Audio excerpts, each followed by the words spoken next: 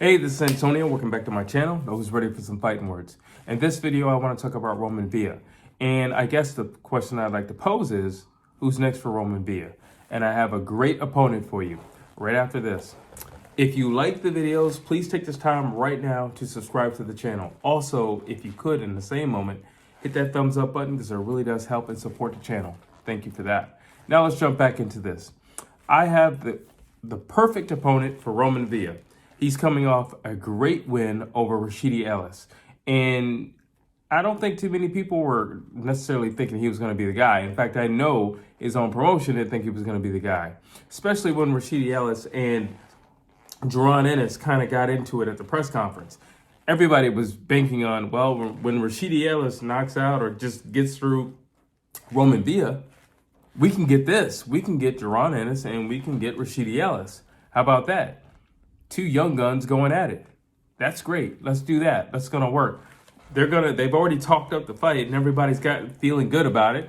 Apparently they were gonna fight for that fight, but Rashidi Ellis just felt like they weren't offering enough money, and that was the reason why he chose to fight Roiman Villa. Well, bad choice for him. Didn't go his way. The night wasn't his way. He didn't look very good at all. He had a moment here, a moment there, but Roiman Villa basically took care of him, especially in those closing rounds, and he just stepped on the gas. He's a power and strong guy who's just going to walk you down and bring the pain. Now, back to my original question. Who's next for Roiman Villa?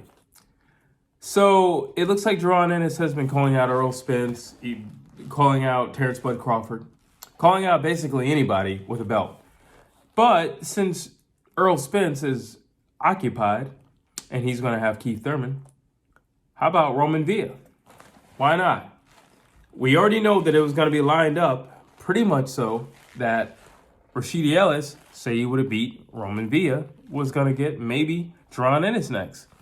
Well, Rashidi Ellis is definitely out of the picture as of now. Roiman Villa needs an opponent. Jaron Ennis needs something to do as well. Why don't they get in the ring and share the ring together? Why don't they fight?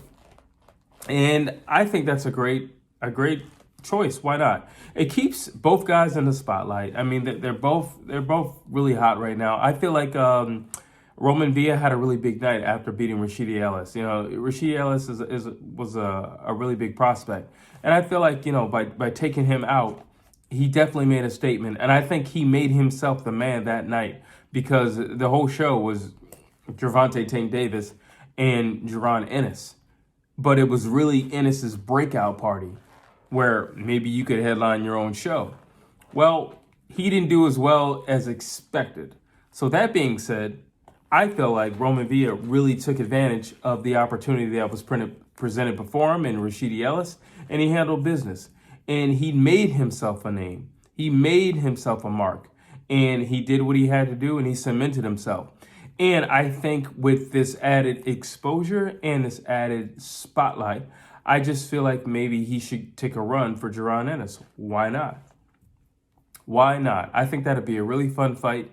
At this moment, I would definitely favor Jaron Ennis if it's a boxing match. But if Jaron Ennis were to show up the same way he just fought his last opponent, I don't know. Listen, Roiman Villa was an underdog before, and he showed up. That's the thing. You can't really count anybody out. Somebody can show up, and you may not know them, or you may not feel as if they don't have a whole lot of skill, and maybe they don't even possess a lot of skill. But that doesn't mean what they do, they don't do it well. And what he does well. He's a pressure fighter. He's going to put up a high guard. He's going to walk you down. There's not much jabbing going on, but once you let him in close, he's going to open up. He's going straight to the body, and he's going to throw a ton of uppercuts. That's basically what he does. Body shots, shovel hooks, uppercuts, hooks. That's it. And I think the way Jaron Ennis just fought, I think that would not only be a truly exciting fight, but we also need to narrow down with these young guys. We can't have what we had with the bunch prior with Danny Garcia and Keith Thurman and Errol Spence and Sean Porter when these guys initially weren't fighting each other. And we still haven't gotten all these guys we're still waiting on Spence and Terrence Crawford. The same thing with the Shakur Stevensons, the Devin Haney's, the Gervonta Davises, Ryan Garcia, Teofimo Lopez. These guys all still got to get in the ring together, and we're still waiting on that. So it would be nice while these guys are young guns and up and coming and making a name for themselves and a mark in the sport of boxing. It would be nice if we can get some of these fights early. It would be nice. And then we can narrow down who's who. We can funnel this thing. Because the way it's looking, that seems to be the new benchmark. That seems to be the new thing. Well, let's not fight until forever. Let's just hold off as long as we can, because I want to hold on to my strap. Are you okay with just having one strap? Yeah, I'm fine with just having one strap. What about you? You okay with having two straps? Totally okay with it. What about you? You don't mind having your one strap? Not at all.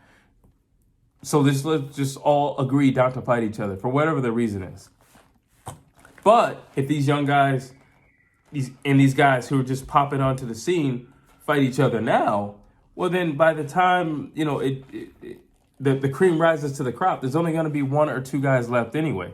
So it's not going to be one guy at the top like, man, I got to fight all you guys. It'll be like, oh, I just got to go through you two. Okay, that's the Canelo problem, where he has the Virgil Ortiz, he has both Charlos, he has Demetrius Andrade, he has Benavidez. Like, he's got people to deal with. He's got to see some people, and the reality is that's only going to increase. Earl Spence will not be at 147 forever.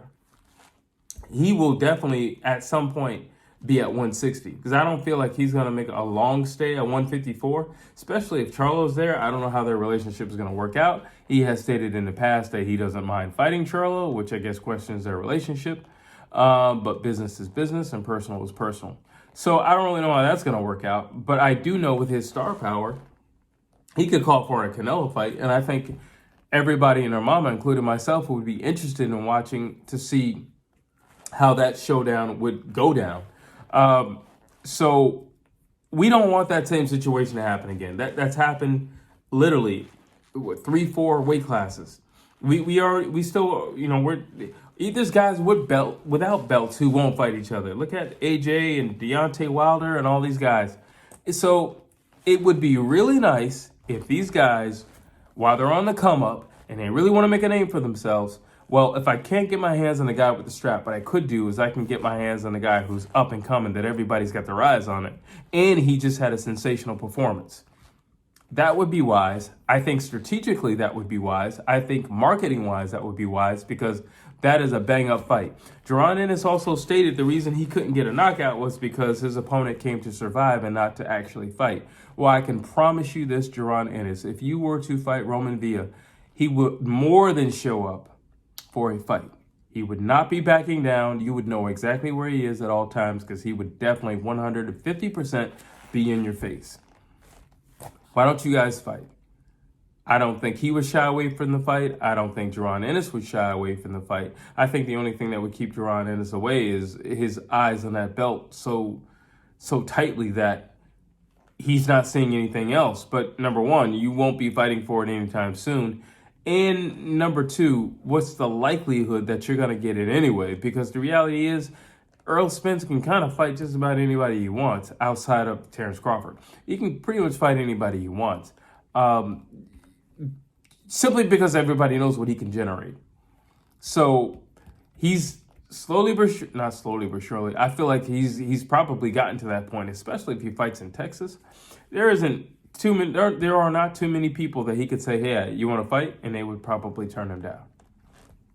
So just because, you're the next guy up on paper, that doesn't mean that you will be the next guy up in person.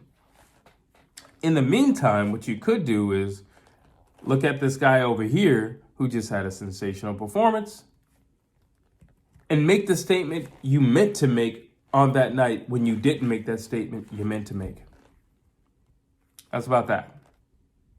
I think that's a great fight. I think it just brings, I think it brings eyes. And if they really are set to give Jaron Ennis the stage that I think he's good enough and he deserves, You need the right opponent. Villa is the right opponent. He's got the look. He has the fighting style. He's a very aggressive guy. Even in his interviewing, he's a very aggressive guy. And I think he would give the right, I don't want to say nemesis because he's not I don't think he's a mean guy or anything like that. But clearly we know who they'd be going for. So I just think Villa would be great. He shocked the world once, and I'm not putting it out of the realm of impossibility that he could shock the world again. What I do know 100% is that he would give it all he has, and he's on the come up. He's hot right now, and it's just like, you know what? Why not? Let me go for the gold. Tell me what you think. You think this would be a fun fight? Tell me what you think. You think this would be a fight that could easily be made? Tell me what you think. Do you think both guys would say yes to the contract? Drop your thoughts down below. As always, I'd love to hear what you have to say. Please like, please share, please subscribe to this channel.